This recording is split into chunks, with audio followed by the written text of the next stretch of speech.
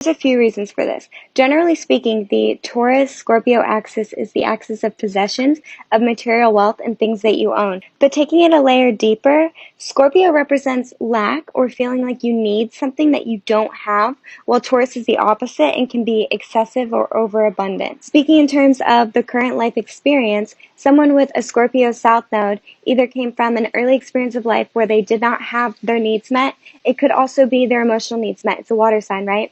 And so it deals with abandonment, with trust issues, with losing things that you love deeply, with just the whole loss and even the death process as being a common trend and a common theme in the early part of life.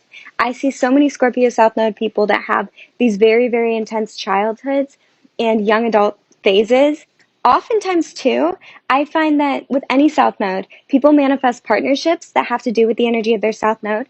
I have seen time and time again that Scorpio South Node people will have like a South Node, like a Scorpio partner, a Scorpio marriage, a Scorpio relationship that's like a disaster. And in their case, they're going into Taurus. They're heading into stability, to feeling good in their body, to having their needs met, to maybe having more money, to having things feel stable, fixed earth, secure. Talking about past life experiences, Scorpio South Node is a heavy past life.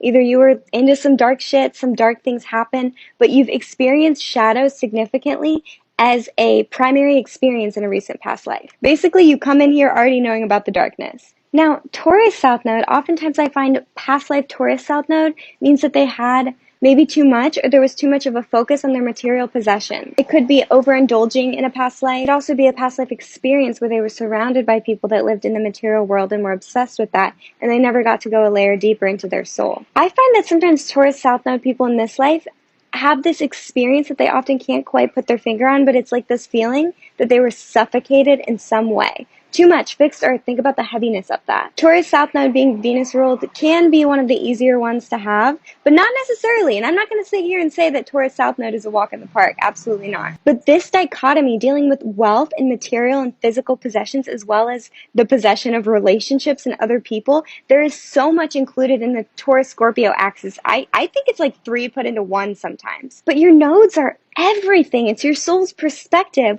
one in which it knows too well that it kind of rests in, and the other one that it's trying to learn that's completely new. And so when your nodal journey has to do with Scorpio and Taurus, with having an inherent feeling and awareness of lack and needing something versus feeling like you have maybe too much of something or that you're just bored, let's be real, it's going to cut me off, but so fascinating to me.